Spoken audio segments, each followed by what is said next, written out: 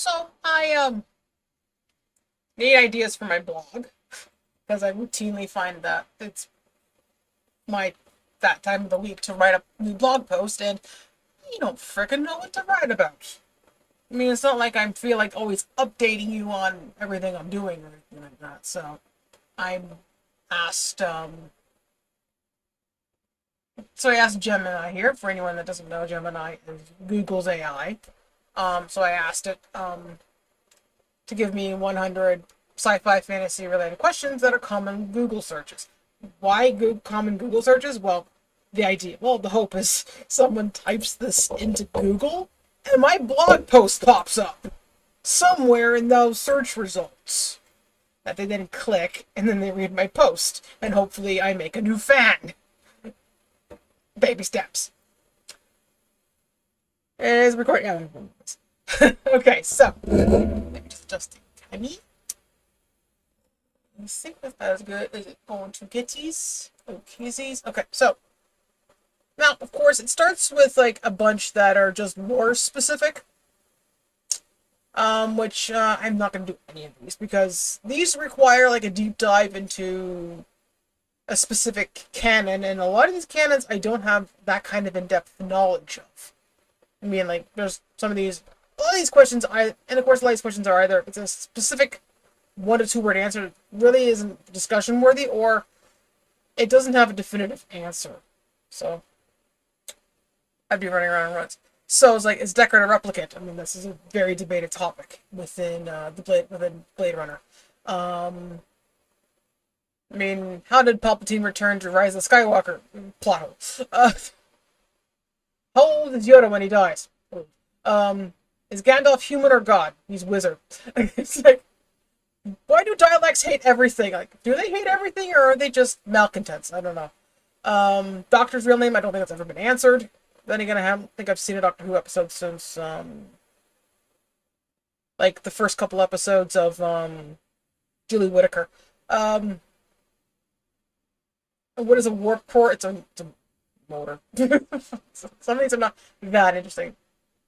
Alright, why does Jaeger have swords in Pacific Rim? He has swords because he has swords. Stuff like that, right?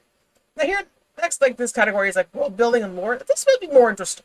This was, like, about the craft of writing sci-fi and fantasy. And some of these would be interesting topics to more or less dive into. Though some of these are just one-liners. I mean, here, what's the difference between hard and soft sci-fi? Well, that might be an interesting topic. I mean, the TLDR, to my knowledge, is, like, one is more heavily rooted in the science of the time than the other. How do you create a magic system? Just vomit. Create a magic system. This is a worthless question, and it's worthless because, lit RPGs exist.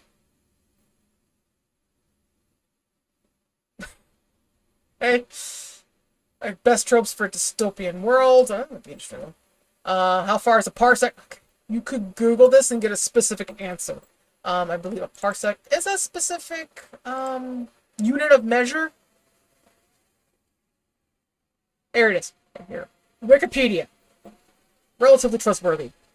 A parsec is it's a unit of measurement for. It is 3.26 light years,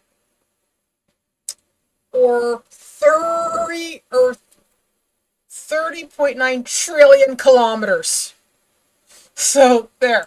That's how far a parsec is. It's an actual. It's not like George Lucas did not invent a parsec. It's an actual unit of measuring distance. Grimdark Fantasy, that would be another interesting one. I mean, it's just Grimdark Fantasy. That's just fantasy where people get torn up and raped and shit. That's what that is. How do you name a fantasy character without being cringe? You're gonna be cringe. Deal with it. Generational ship. What is a generation ship? If only I understood what they mean by ship. I mean, I first thought they meant like an actual boat that would have multiple generations of people on it. But this could also refer to something really disgusting. How does FTL travel work? Fucked if I know. Fucked if anyone knows, to be honest. I mean, we don't have FTL travel yet, so who cares? So how can we answer that? Grandfather paradox, that's an actual thing in the time travel canon. It's like, what do you do if you go back in time and kill your grandfather? Um, Different types of elves in fantasy. Okay, another worthless question, in part because unless we're speaking of like real world mythology, there are as many elves as there are people with as there are human beings, times every perverse fantasy they could possibly imagine. And then cyberpunk versus steampunk, really, really, people are legit confused. Like, like they hear people talking about steampunk and they immediately think Blade Runner, really, or they hear cyberpunk and are starting to think airships, Hero's Journey. Time. Okay. This is another lore thing I don't care about. Gemini, you stupid. Hive mind and stuff. Mind maybe. Okay, here's another interesting one. A Mary Sue versus a Gary Stu. Mary Sue and Gary Stu. I believe that's a specific writing trap where like a main character is just the worst, and I explain how it ends up being like this. How does dragon breath work? I guess this is a how could you scientifically explain how a dragon breathes fire. Solar punk, I guess that's to do with solar panels, right? I guess. I'm not familiar with the term. I'm assuming that's what it means. I mean, I'm familiar with all the other ones. And here we're on logic and pothole investigations. Like some of these are like again, lore. They're again canon associated. But my problem with a lot of these are a lot of this is one of two things. Like some of these either do not have an answer, or they exist because whoever or whomever, including multiple people, were responsible for the plot point just couldn't, or it was a plot error, right? For example, we have if you die in the Matrix, do you die in real life? That's actually not a bad question. I presume so. Why do aliens in Star Trek look human? Lazy writing. That's why. Though I think there was an NTG episode that actually gives it a war explanation, strangely enough. How does the TARDIS translate every language? Isn't the thing in the TARDIS that runs the TARDIS and powers it and shit, isn't it like a telepath? I think I've heard that explanation. Why do zombies only eat brains? Okay, again, this is a canon specific one. Not all zombies just eat brains. Certain canons, the zombies eat something. You don't just eat the brains. It's possible to survive a black hole, I don't believe so. How do superheroes work? And again, a lot of these are plot holes, like where like the writer didn't think of it, and they don't expect you to either. I mean, some of this like how does a superhero avoid the gadgets? That's called fridge logic. Okay? That just simply refers to various like plot holes or things that are explained that the writer doesn't explain in part, and it's one of the things that doesn't explain it. But you yourself don't, but it doesn't immediately take you out of the experience until you're no longer watching or experiencing it, and then you go to the refrigerator to grab a snack, and that's when it clicks. Like, wait a minute, how come they travel so fast until then? Like in the moment, you're not thinking about it. Why don't characters in horror sci-fi just call the police? I think it depends on the canon. Like some of them, because it sucks and the writers didn't think of it. But others, they do have to have like a single line explanation why they can't just dial 911.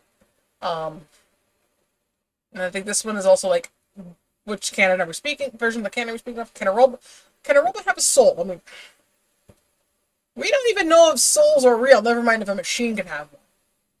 And why are there no guns in most fantasy worlds? People who wrote them don't want guns, usually. Or they're set in a setting where guns would not have been invented yet, or at least the creator doesn't think guns would have been invented yet. I mean, I could do a quick Google search for when the first musket was invented, but I think for the most part, if your fantasy setting is a standard medieval European fantasy setting, which is like usually in the medieval era, there are no guns and stop. That's why there's no guns in most fantasies. Most fantasy ones. How can characters in space maybe? That's not a bad question. Like, there probably are some explanations for that other than convenience. Um, but a lot of hard sci-fi, there's no.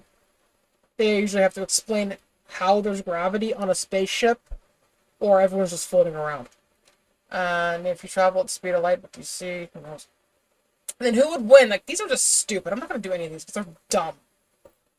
Like Star Trek versus Star, like a lot, like that's just a matter of taste. I'm not gonna get into it.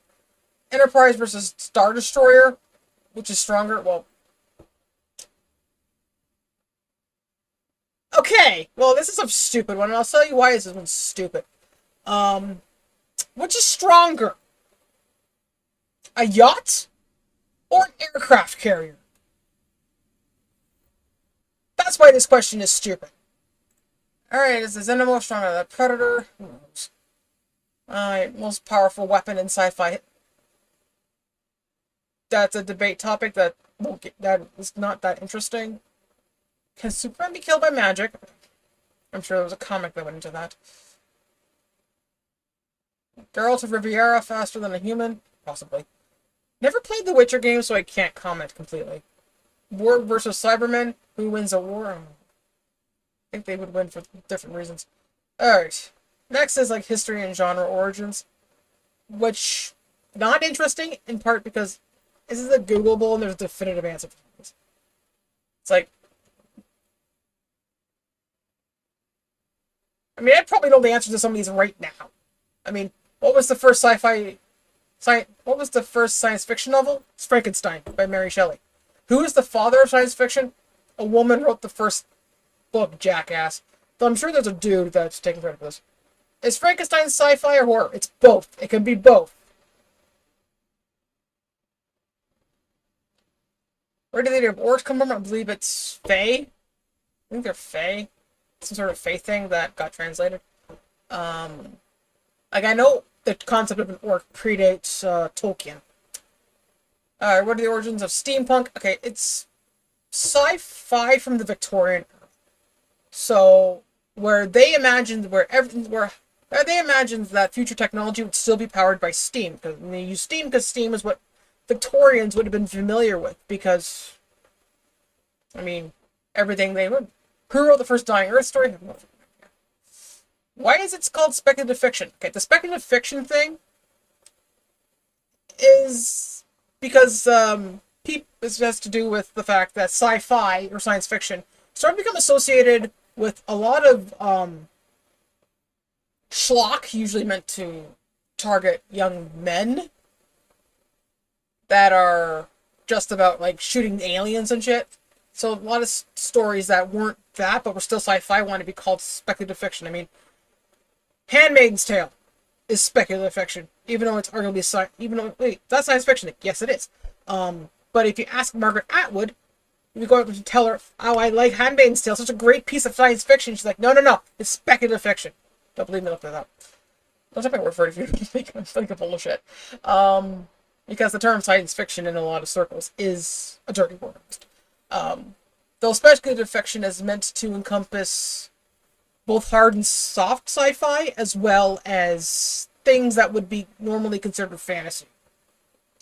What is the oldest fantasy myth still told today?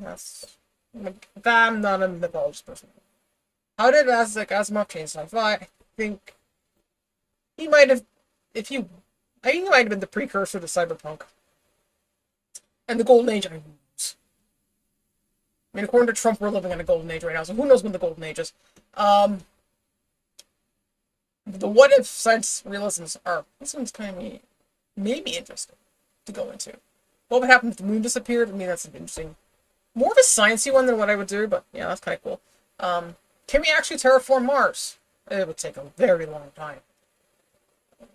Is the Dyson sphere physically possible? How would humans react to first contact? This is a common trope in sci-fi that's been written to death. What happens to a body in the vacuum of space?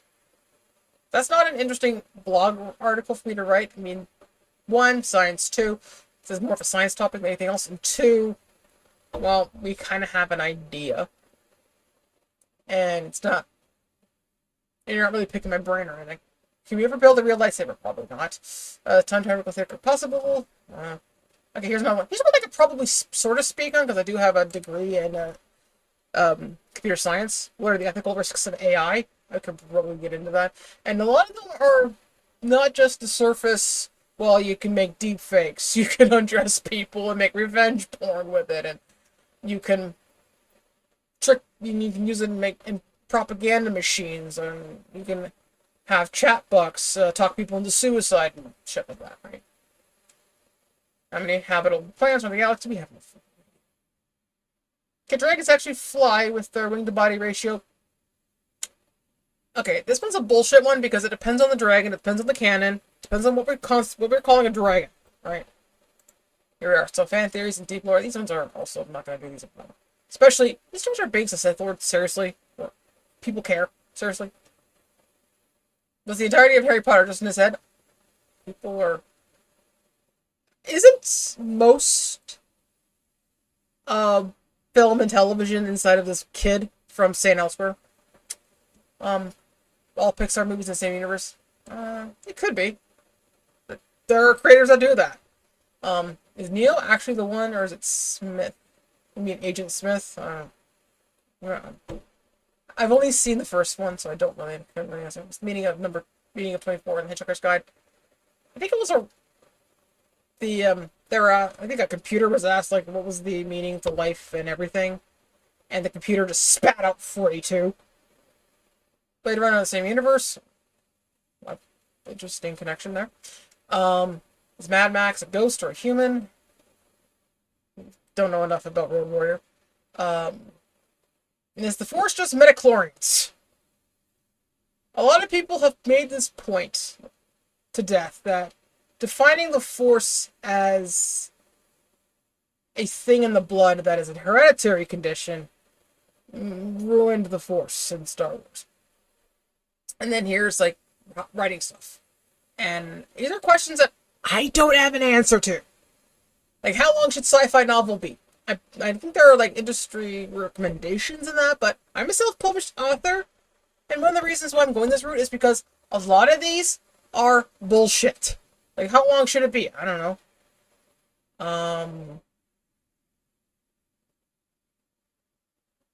I think it depends on the attention span of who you're writing for, and how much detail they want versus plot.